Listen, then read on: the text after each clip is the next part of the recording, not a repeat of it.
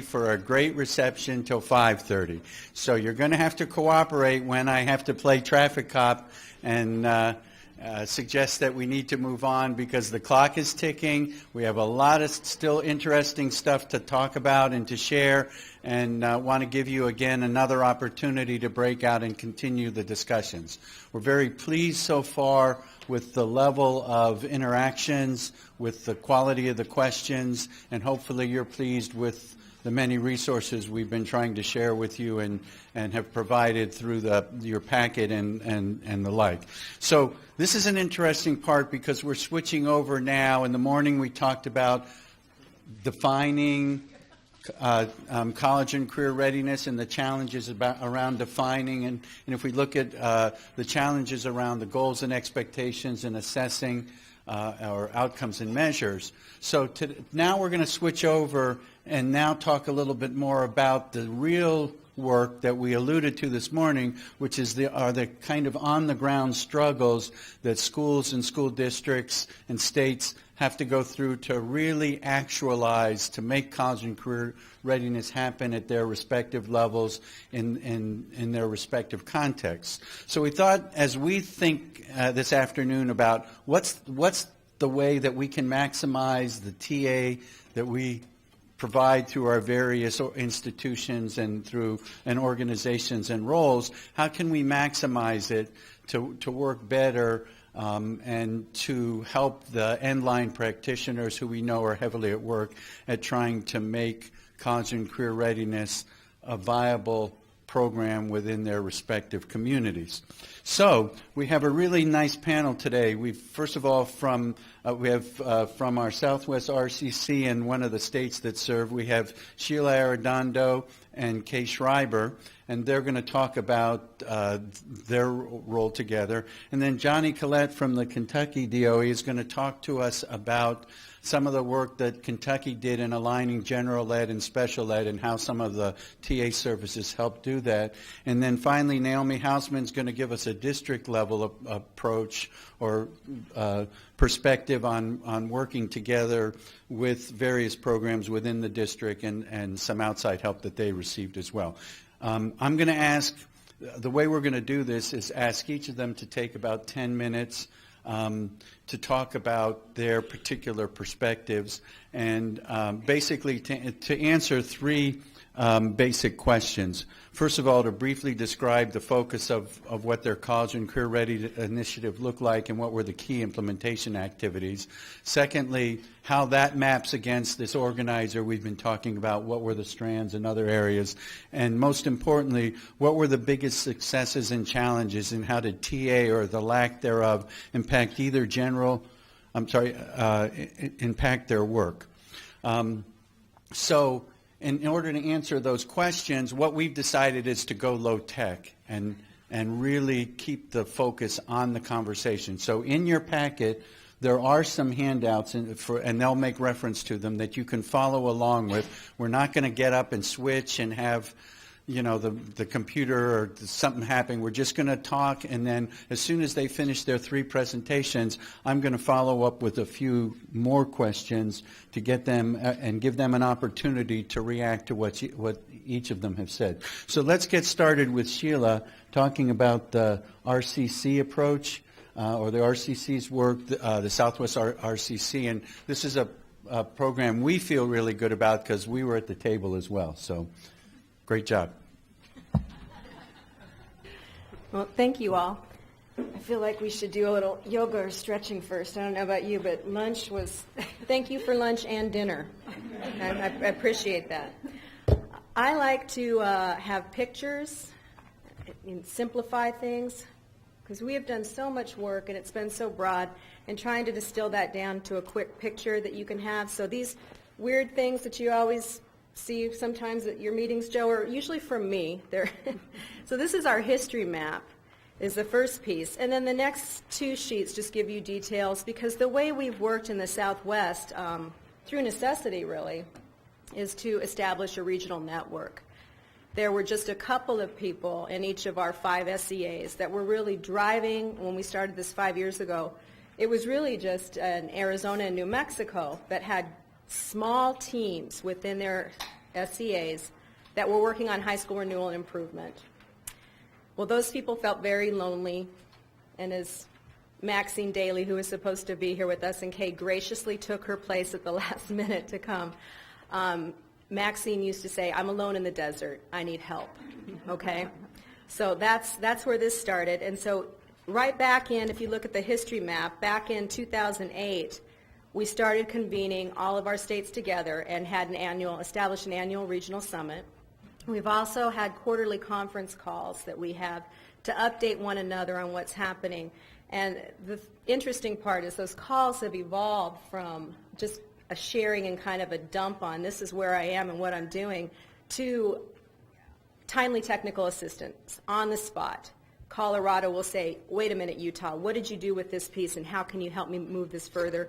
Utah gives answers. They're sharing. I don't even have to facilitate anymore because they are doing their own calls. It's really become a professional learning community. So those have been our three key strategies. The quarterly calls, we have an online community where all of our resources and everything is put together. We have dialogues.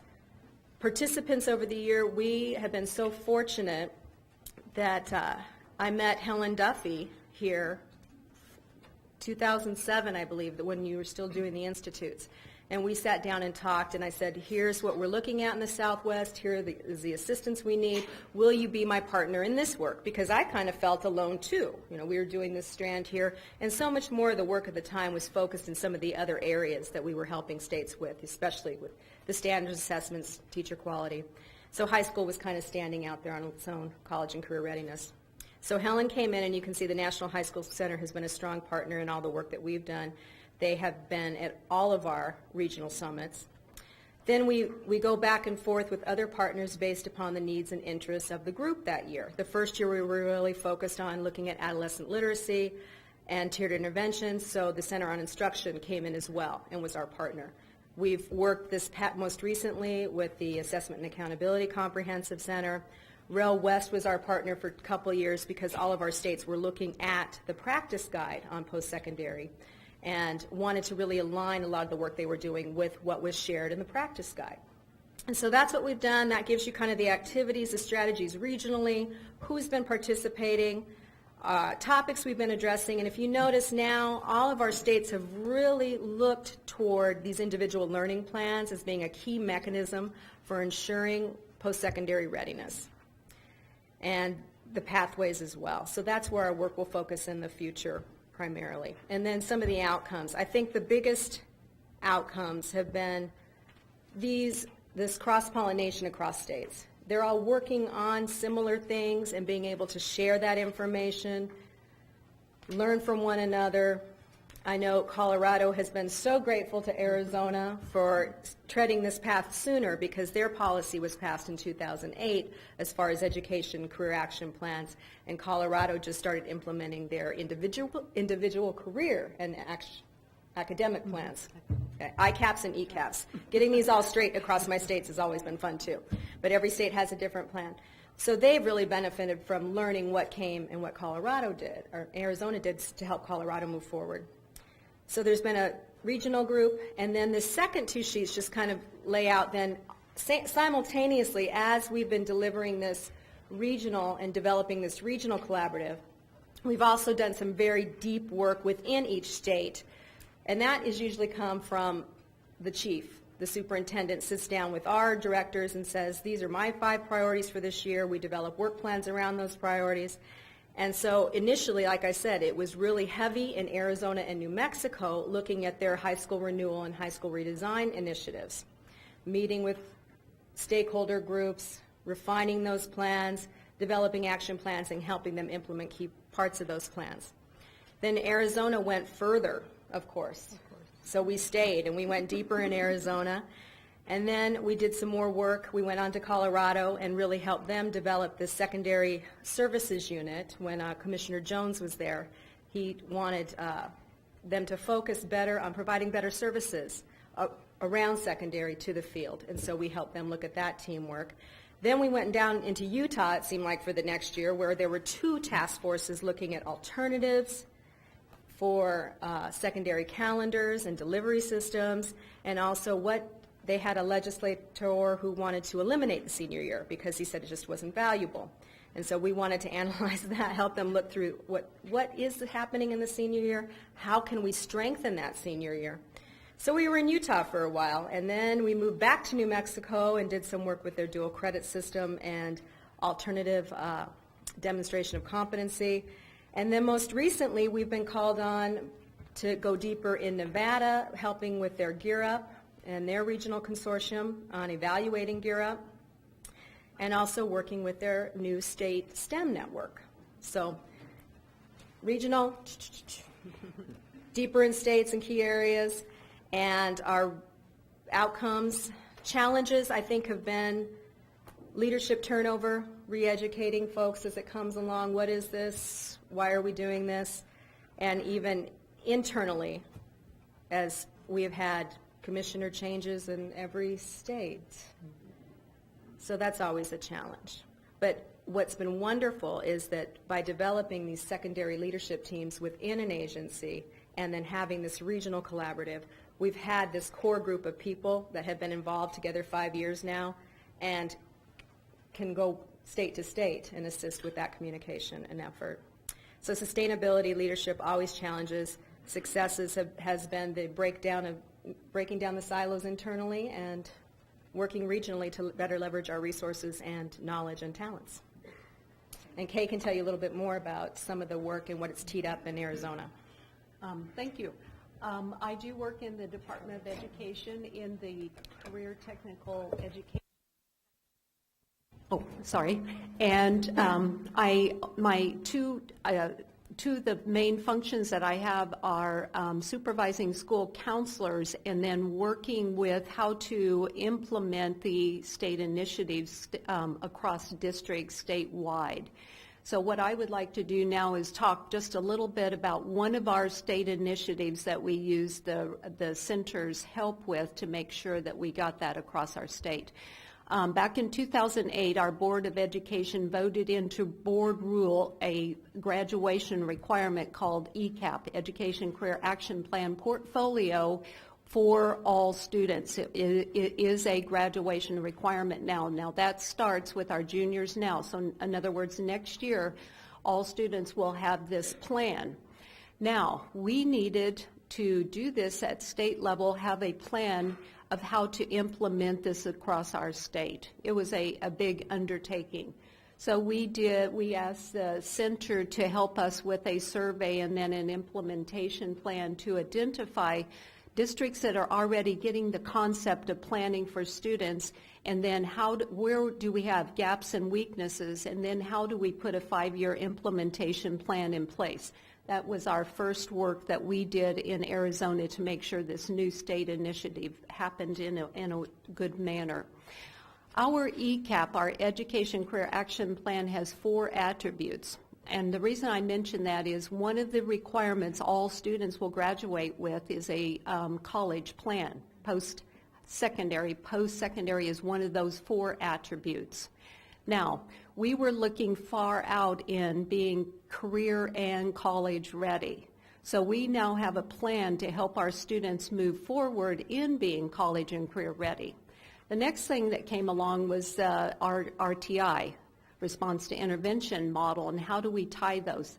The Southwest Center helped us again. How do we tie things together? How do we know that students are making the progress that they should?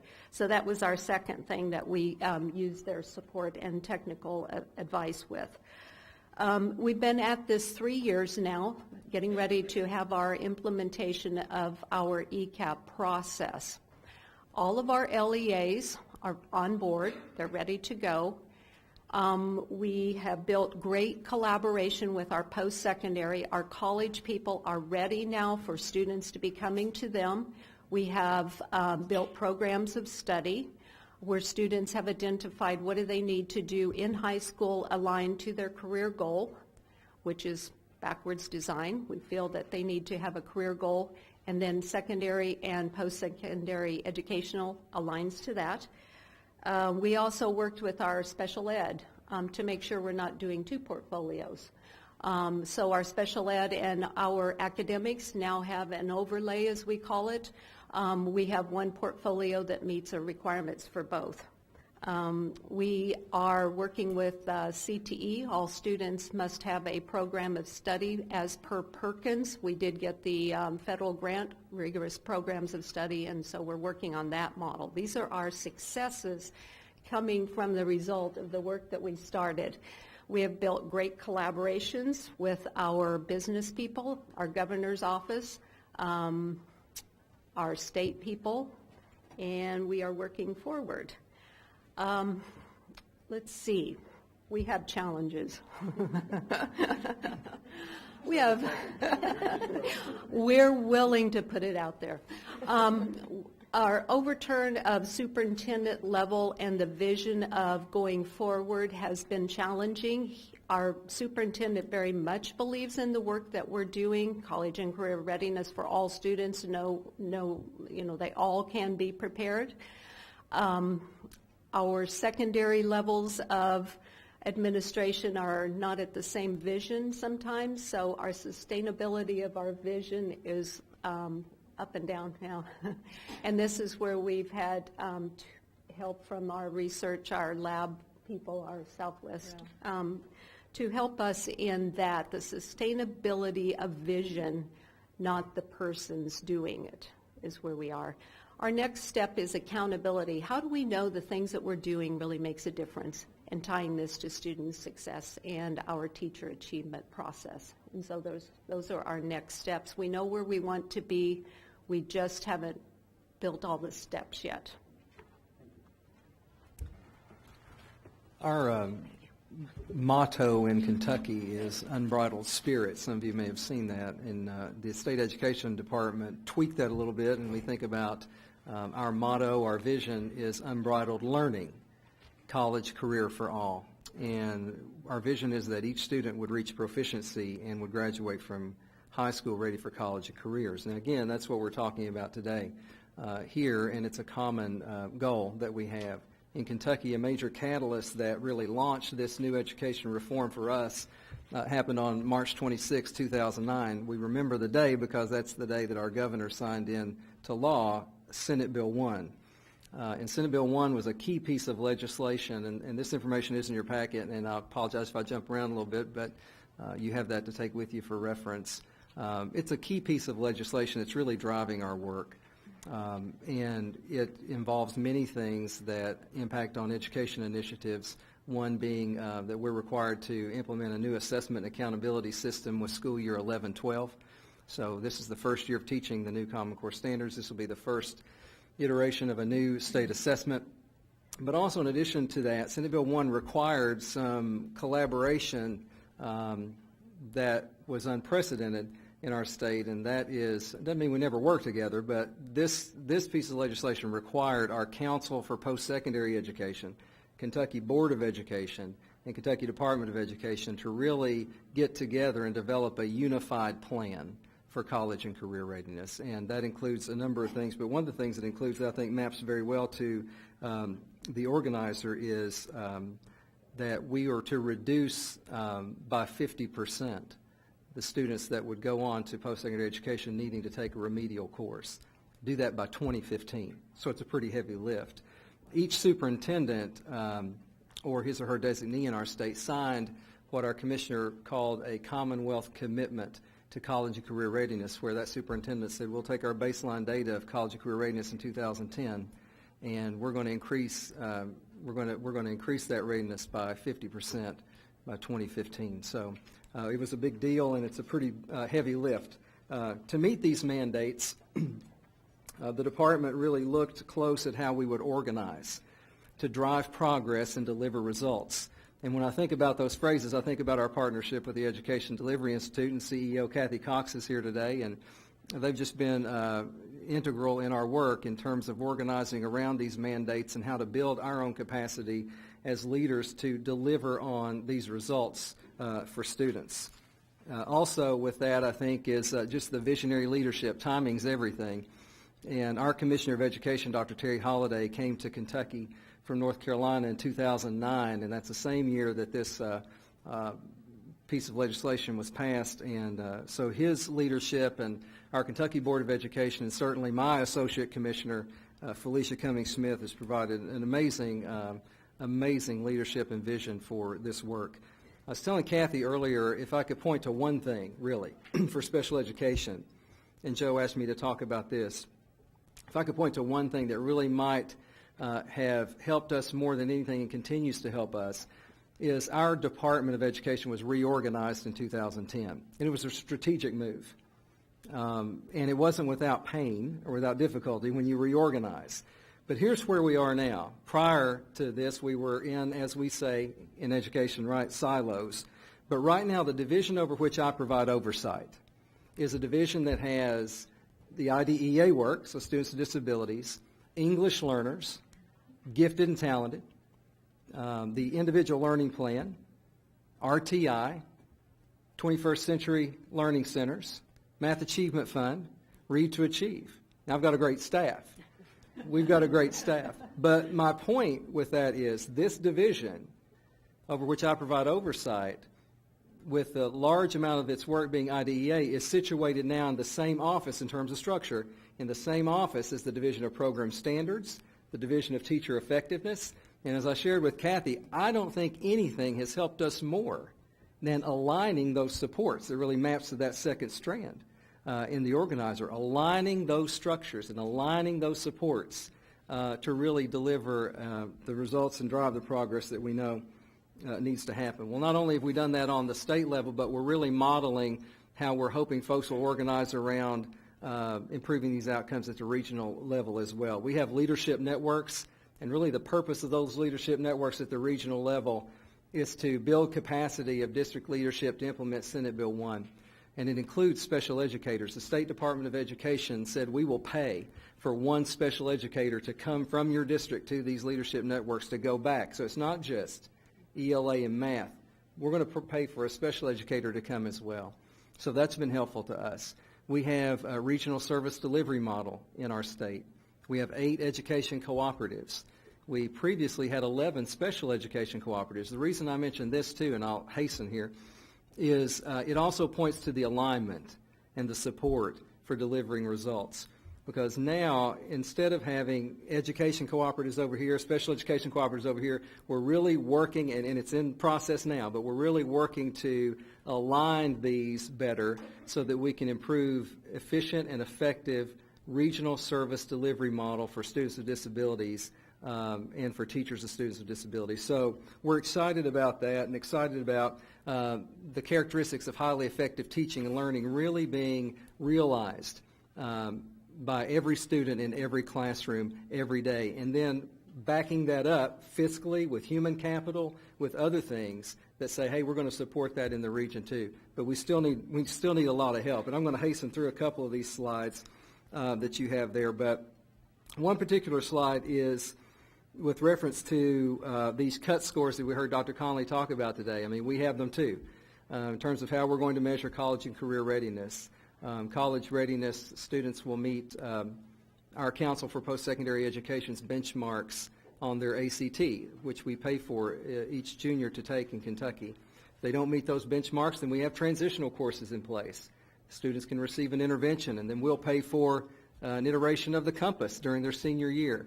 So those are things we're trying to put in place to really address these targeted interventions and reducing these remediation rates ultimately that we talked about before. I know I'm moving very quickly. Well, we couldn't do this alone, of course, and Joe mentioned earlier the technical assistance and dissemination centers that OSEP sponsors, and with respect to special education programs in Kentucky, we are certainly indebted to many of those across the country. We mentioned EDI earlier, but I'd like to talk briefly about some other partnerships with our TA&D centers from OSEP.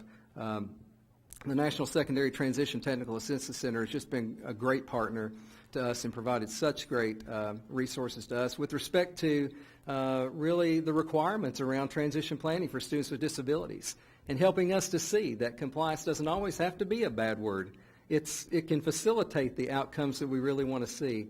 And so that's really been helpful. And they've been so helpful to us in terms of engaging in these conversations around college and career readiness. I was telling David Test, who is here from INSTAC today, that I just engaged his colleague, Catherine Fowler, the other day in a conversation around college and career readiness for the so-called 1%, the students with disabilities who are participating in the alternate assessment. And in Kentucky, we're talking about that. And we're right on the front end of those conversations. So if you've got any ideas, I'll be glad to take every one of them and share them with colleagues. Others, the National Dropout Prevention Center, of course, has been helpful in our early warning system. We have evidence-based strategies toolkit. We didn't reinvent the wheel. We just said the National Dropout Prevention Center got it right. Here's where to go, and really map to some of the indicators that we know are predictors for in-school and post-school success. National Post-School Outcome Center, I think Deanne is still here today, and they've been key partners with us in terms of building capacity and really looking at those data sources and models to improve outcomes for kids with disabilities. At the very end, if I could just share briefly, and I'll skip over a lot of this, in terms of lessons learned and challenges that I think we still have. Everybody's going to mention the budget. We all have to mention the budget. Those, of course, are challenges. But in addition to those, we have other challenges as well, and I lost my slide. But one of the challenges that we have is continue to forge those good relationships, collaborative partnerships. And I think in Kentucky we're doing a good job, but we want to continue to forge those. I mentioned college and career readiness for the 1%. Yeah, thanks. And then managing change. I mean, change is not easy. And we've asked the state, quite frankly, we've asked not only teachers, teach to the new standards, new assessment, new accountability model in Kentucky that focuses on big areas like achievement and gap and growth and college career readiness and graduation rate. But not only that, now we're asking folks to change the way we provide technical assistance and support at the regional level. So it's a big amount of change lately in Kentucky, and we want to manage that through strong relationships. Some of the successes learned on that last slide, if you're looking at that. In Kentucky, all really does mean all. But what I would suggest to you is as states or as TA providers, as states work through this, all means all. And as we look at college career readiness, states are going to find some holes. We don't know how to fill them. We don't know how to capture readiness for a group of this group of students. What about students on alternate assessment? They're going to find some holes, and they're going to need some answers. And we're working on some of that too, and we'll be glad to share anything we learn.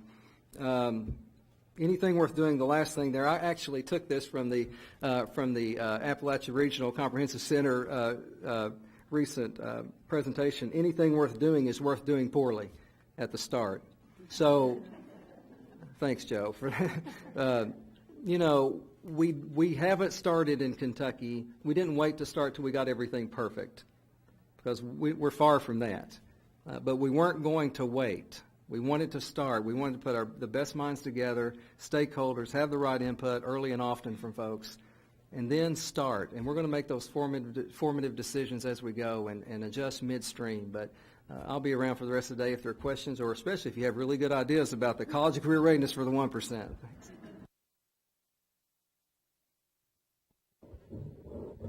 Good afternoon, everyone. How you doing? Good. You're still awake, right? Okay. I get to anchor, right? After all the food has, right, the blood has rushed to your stomach. Well, thank you, Joe, for having me here. It really is an honor, and it's a lot of fun, too, to see many old colleagues and friends. So when I headed to Philadelphia, I was in D.C. for about 10 years, and when I headed to Philadelphia, my mentor here said, take that job, work for the school district of Philadelphia. It may seem counterintuitive, but it'll be the best experience you've had. And those words were extremely true. Because it has, if any of you follow the news about districts out there, you know that Philadelphia has been through a lot of turmoil. And I've been there for just about 5 years, and we've had about 5 different superintendents and all kinds of, each year, many, just great amount of tumultuousness. So it's been a great learning experience, and it continues to be. But what I wanted to do, since I am the sort of the lone district person on the panel, is to sort of frame my remarks around what I think of as the core of districts, which is the principal, the teacher, the counselor, and the student. And how it is that we are sort of pushing on each of those key players around college and career readiness. Because Philadelphia is a large district, we have a lot going on. I mean, in 10 minutes, I couldn't possibly cover it all. When I looked at the framework, I thought, yep, we're doing that. You know, there's so much that we are doing. And, you know, probably not all connected and coherent and aligned, but we're doing a lot. And we are very much focused on getting our kids college ready. So it's a work in progress. So rather than, you know, sort of spare you a laundry list of all the different things that we're doing, I wanted to sort of focus on those 4 key groups in the district. And my role in the district is to lead the Office of Counseling. So actually, I'd love to talk with you later.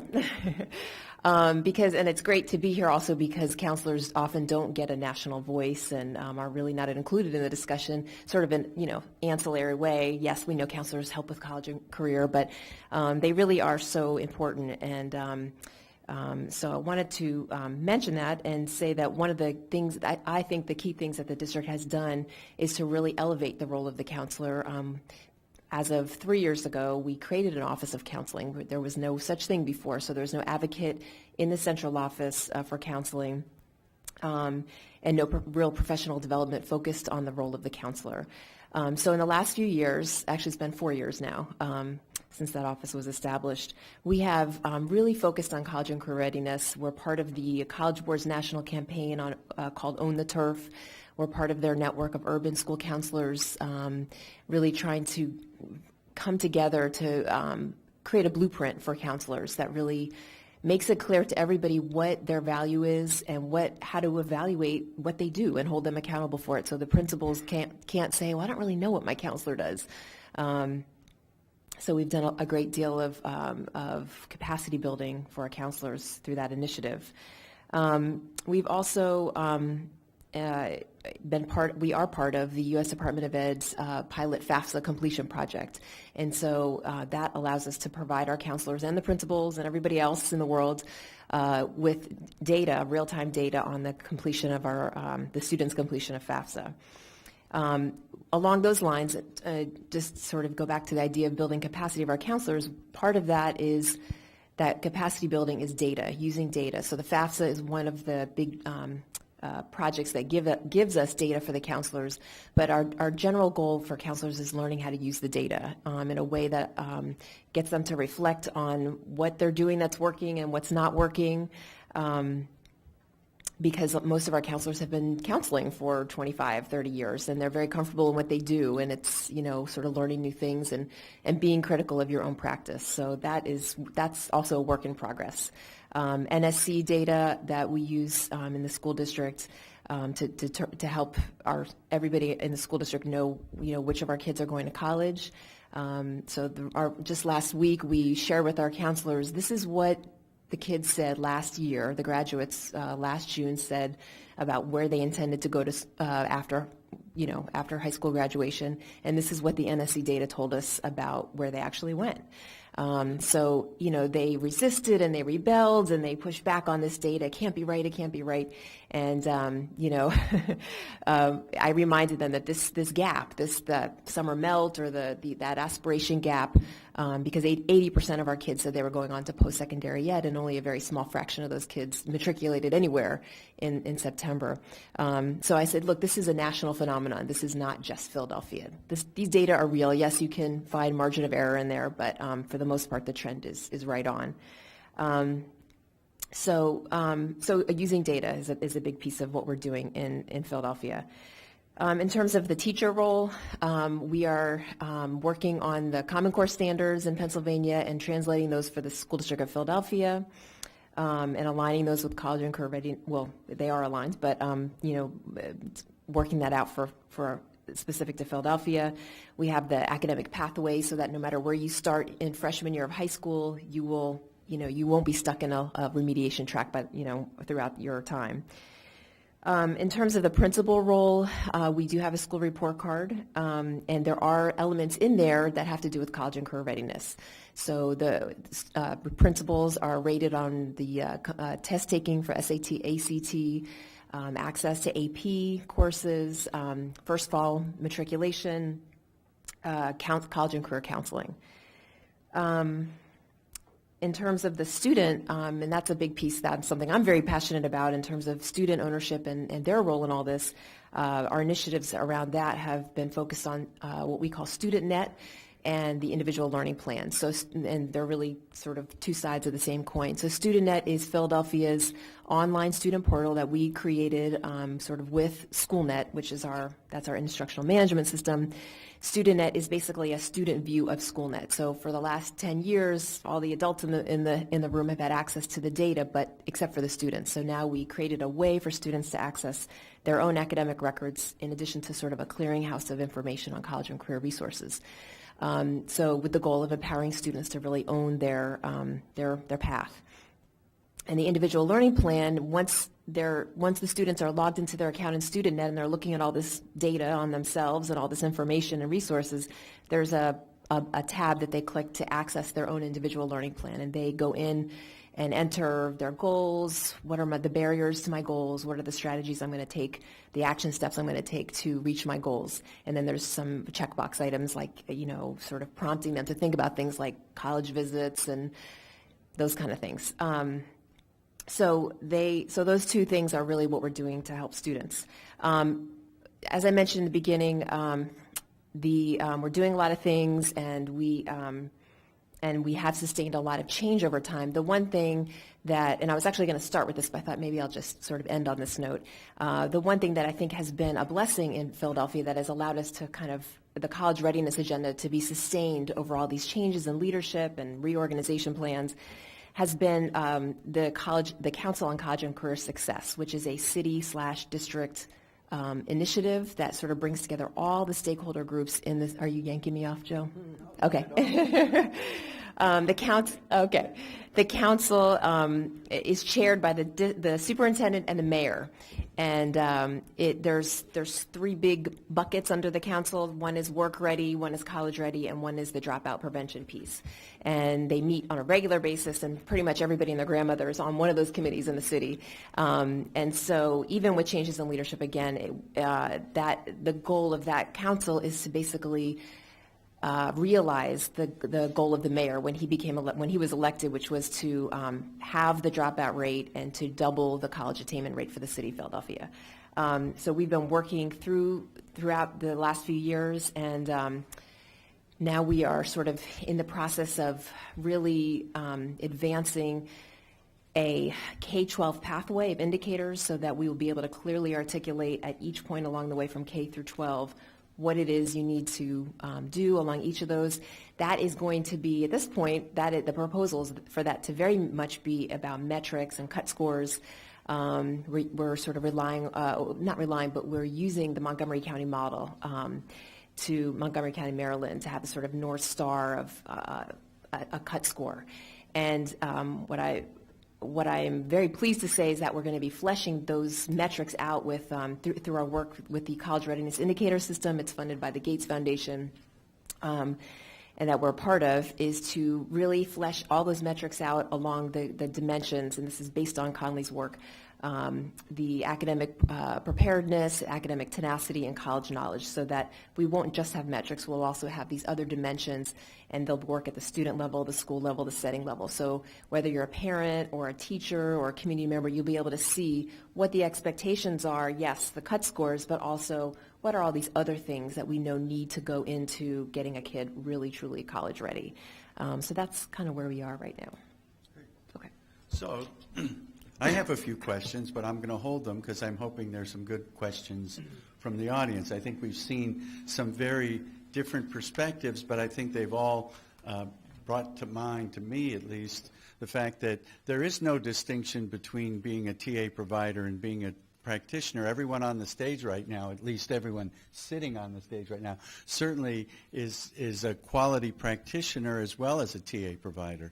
It's like a causal chain, and everyone works on being good providers. And I think the other, as part of that, relationships are the key. And that's what I heard from every single one of you. It's establishing the trust, being able to be comfortable to talk about challenges as well as successes and the like. So let's open the floor for some questions. Any questions from the audience? Yes, ma'am. Hold on, we have a mic.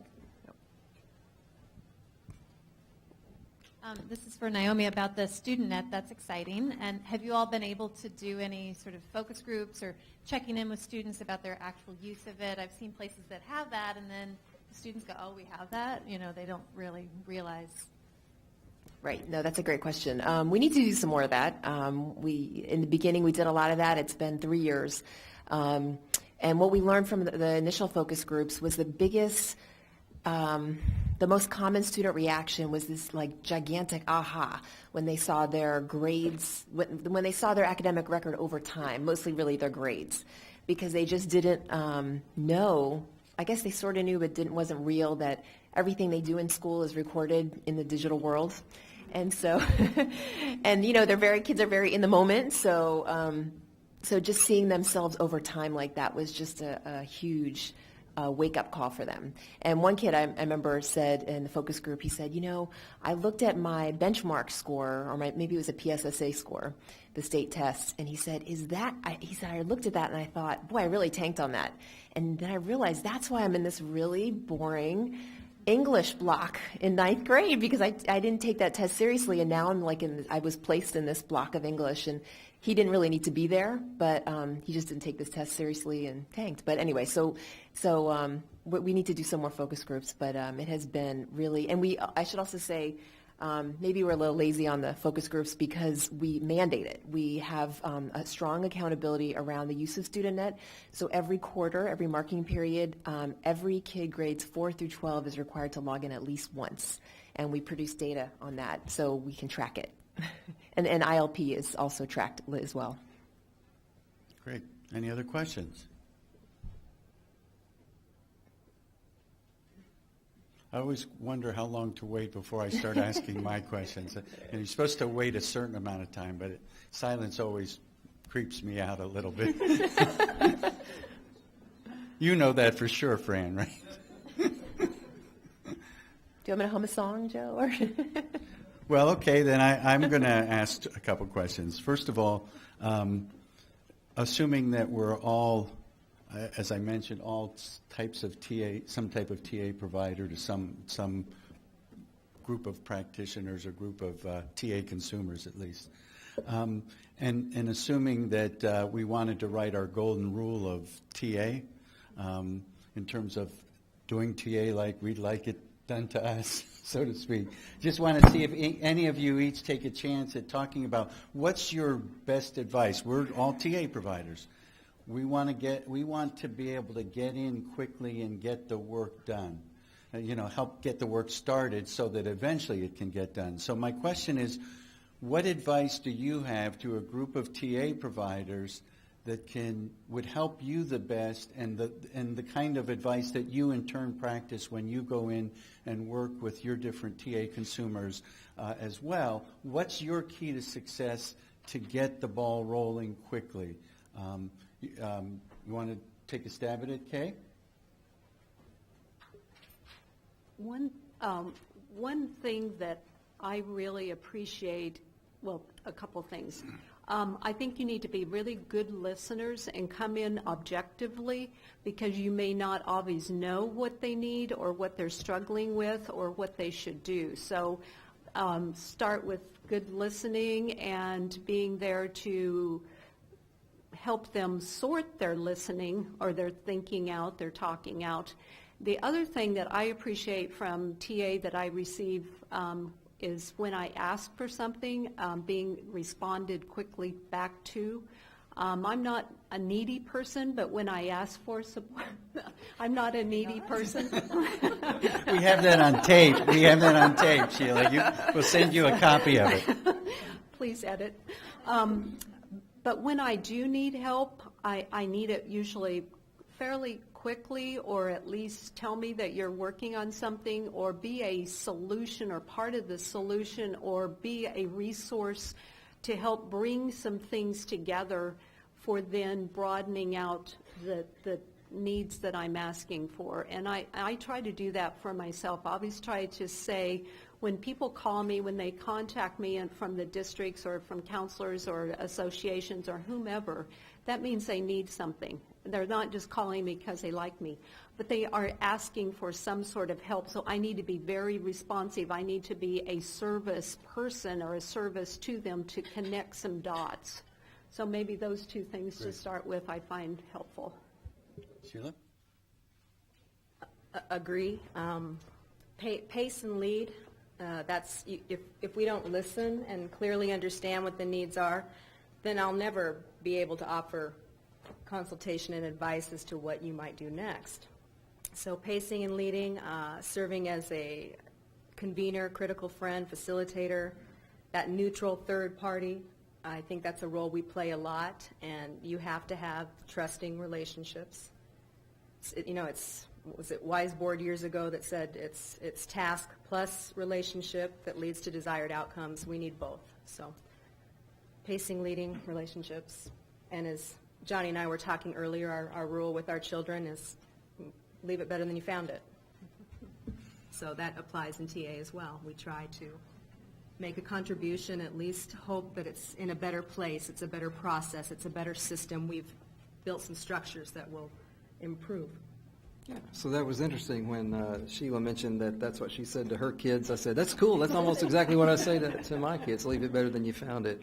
The only thing I'll add briefly, and I'd be remiss if I didn't mention that from a state director's standpoint, in a state director of special education, I'd be remiss if I didn't mention the professional, personal support that I feel from the National Association of State Directors of Special Education, and Joanne Cashman is here today and represents them, and I really do. And that's a big deal as a provider to really provide that support, and then to be able to, what I was really going to add is to contextualize some of those particulars in a state, right? So while there are some things that are common nationally, some things that are driven by legislation, whatever, this is what we're all doing. There are also going to be those little peculiarities and particularities in states that will require probably a bit of contextualization, I think would be helpful. Hold on for a second. Kay, did you wanted to comment, I think, on something Sheila said. I also wanted to say how important it is to build an environment of trust.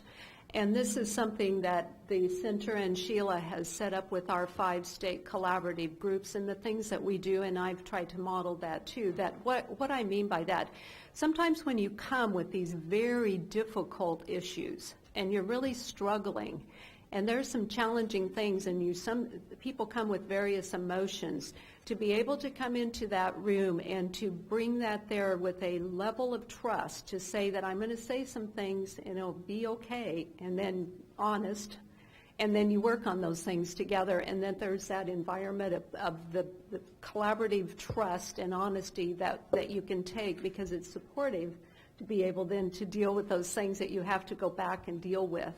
And that is kind of like the Vegas model. What's said there stays there, because sometimes you need to be a little emotional or say a few things, but that's not maybe the way you feel when you get back home. That's interesting. I've heard some comments about critical friends and about being a trust and everything. I was thinking back about, maybe we're into our 7th year, so 6 years ago when we first started to do this national TA through the comm centers, and how reluctant people were to talk about what wasn't working or to showcase. I mean, I know in conversations with each of these folks, they said, well, we're in the middle, we're still struggling, we're not there yet, we're making progress, but we're not ready to brag, so maybe we're not the right people to be on the panel. And I said, just the opposite, you're the perfect people to be on the panel, because we need to figure out how to help you feel more comfortable doing that. But I think the climate has changed. Kay and I were talking a while ago, earlier today, talking about the fact that it's almost like the concept of critical friends has now become embedded, and people are more comfortable with the friend part and less intimidated with the critical part, and are comfortable having people come in and provide neutral, just provide some objective feedback and honest feedback. I don't want to leave you out, Naomi, so you have to answer the same question. I guess from my perspective, I think that it's always the most helpful thing is to not be afraid to get really into the weeds when it comes to like the learning environment for kids, because we all spend so much time on accountability and standards and assessment and structures, all these things that are really critical. But at the end of the day, it's really what happens between the teacher and the student. And we need to be willing to kind of like say, okay, so what does this really mean? Are we changing? Are all the things that we're doing going to change what happens in that space? Because unless that space changes, whatever it takes to change that space, none of the other stuff is going to happen. So. Great.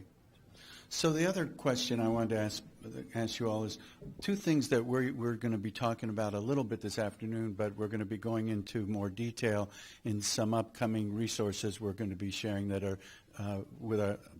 are emerging from our colleagues at AYPF around the importance of knowing context and the importance of making sure the right stakeholders are at the table from the start. Any comments, again, or recommendations to us as TA providers around either of those two areas? How important is context? How do we make sure that the right stakeholders are at the table? Oh, you get to go first this time. We'll work it back this way. Okay. You kept looking at me, so I figured I was going to get called on anyway. All right. So, well, from the district perspective, we have a lot in a place like Philadelphia, and it's probably true in other urban areas. You have many partners, many stakeholders, everybody who wants to be part of the solution. So the kind of help that we need is really to figure out how can we be in a position so we can say to all these people who want to help, what it is that we need. So first of all, that means understanding what our needs are. I can't emphasize that enough. Sometimes you can't assume that a system knows what its needs are. And that's getting to the question about context. A place like Philadelphia is very complex. We don't have one thing going on. We have kids at every level of readiness. So our approaches need to be differentiated, just like a teacher would differentiate in the classroom. So we need a multiple set of strategies because we're not in one place at any one given time. So going back to the stakeholders, we need to be in a position to know what we need. So that means sort of mapping, knowing our data, being able to articulate what our needs are. Is it that all the kids in the Southwest are not getting served, or is it that this particular ethnic group is not being served? What is it? Where are the needs? And then being in a position to say to those providers, here's where we need your help, rather than them sort of bum rushing us with with grants and dollars and people, and it's hard to say no. So they come in but what we find is that in many cases you may have many providers that are sort of serving the same 50 kids. When you really look at the data. So helping us sort of map that and communicating that clearly about how folks can really help us. John? Sometimes we get ourselves in a position, I think, that we have to do, for lack of a better way to refer to it, damage control at the end, because we didn't engage maybe all the relevant stakeholders early enough, often enough. So we want to mitigate that, and I think I've heard each person talk about that in some way or another. But sometimes I think we may need help identifying who the stakeholders are. That may sound silly. In a state, you know who your people are. Well, we do, but sometimes we forget. Maybe we don't make that connection or draw that line from this point to that point. And I think you can be very helpful in that. And I know our centers and support have always been very helpful to Kentucky with that. And then sometimes perhaps strategies to work with stakeholder groups collaboratively and effectively. And that's, I think, under any circumstance. But while it may be plausible, maybe not in your state, but it may be plausible that some of the partnerships you will need perhaps haven't historically been the strongest partnerships at the state level. So I think sometimes strategies to be able to work effectively and efficiently and with those would be helpful too. Actually, we've been using tools to do all of those things for several years. We have situation assessment tools, scanning, forecasting, mapping and inventories, and communication matrices to help identify, what's the message, who is the group, what's the medium, and how often do we communicate. And I think those are tools that have been very helpful to all of our states in their work, and it's something that we use on a continuous basis. The other point, I think, was looking back now, we see this as being very helpful, was the whole Race to the Top process and that application, especially in Arizona, where I was closely involved in that.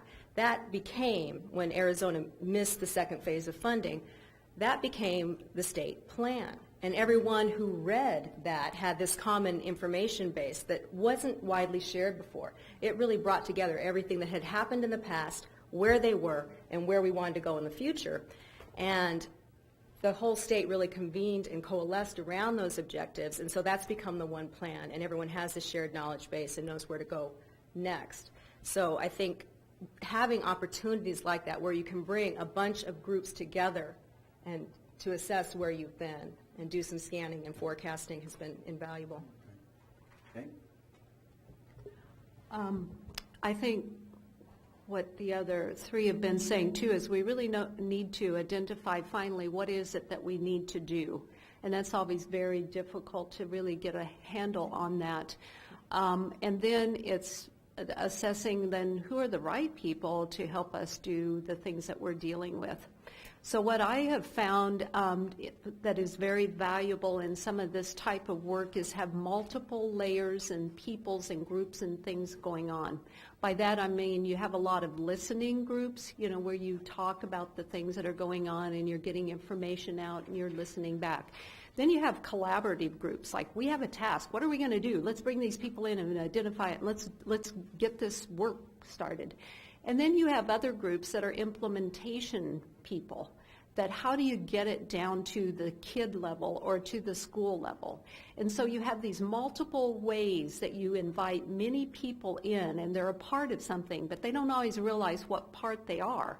But when you see the bigger picture, you have these various things that go on, and it's so valuable. You get a perspective across your state, you get their involvement, and then another thing, an outcome of this is when they feel like they've been a part of something at state level and they're this important person, they go back and they help you do the tasks that need doing. So that's what has helped us a lot. And many of the tools that we have gotten from Sheila and the model and some of the things that she shares are the things that then we take out. So it's not one size fits all. Fantastic. Thank you. Thanks to all of you. Again, very, very nice, good counsel. Hopefully, certainly drives home the point that we can learn a lot from each other in these kinds of conversations, and we're hoping to create other forums for being able to do that going forward. With so few resources and so little time and so much to do, we've got to figure out how to cut corners in terms of, being redundant and wasting resources when things already exist that we can take advantage of. So thank you all for that very wise advice. So now, again, in our desire to make sure that there's an opportunity to talk through some of these issues, to continue to collect from you suggestions on how we, certainly as the high school center and our partners in convening this, can continue to try to develop opportunities for assisting all of you in doing your work with our various TA consumers. So we're going to go into these breakout sessions that we've now kind of regionalized around four basic reasons to get to the issue of there being some differences based on context and if there are differences around regional context. I do want to call your attention to two forms in the back flap at the very back of your packet. One is a two-sided document. That's an evaluation form. I know they're not always fun to fill out, but we really need you to fill it out so that when I ask Fran, can we do this again in the fall, if I ask Fran, can we do this? in the fall, then I can say, look how well we did on that. But the other form I want to share with you is the one-page form, which is a kind of simple needs survey. What do you think would help going forward? And we'll talk about this in closing remarks. But what are the kinds of things we should be doing as we move forward to continue this conversation, so it goes beyond, hey, that was a pretty good meeting. See, I'm already forecasting this. That was a pretty good meeting. I remember it was 6 months ago. Too bad nothing ever happened as a result. Beyond the great meeting, we want to make something else happen beyond a great meeting. So therefore helping us by filling this out and giving us some suggestions would be helpful. So from here we're now going to go to the second set of breakout sessions, remembering now Potomac C and D are right outside. Session 1 and 2 are next door. The Francis Scott Key Room is in the west. You go out and up the elevator to the 3rd floor. There are signs. And then the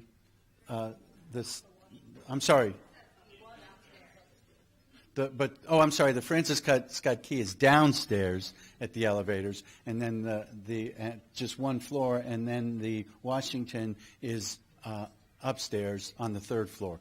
So we'll come together again. There's a little bit of extra time for moving to those different breakouts. So we'll come back together here at 4 o'clock for some closing remarks, and then at 4:30 we'll have reception with some hors d'oeuvres and the like before people have to head out along their way. So thanks again to our panel. Enjoy the next session. We'll see you soon.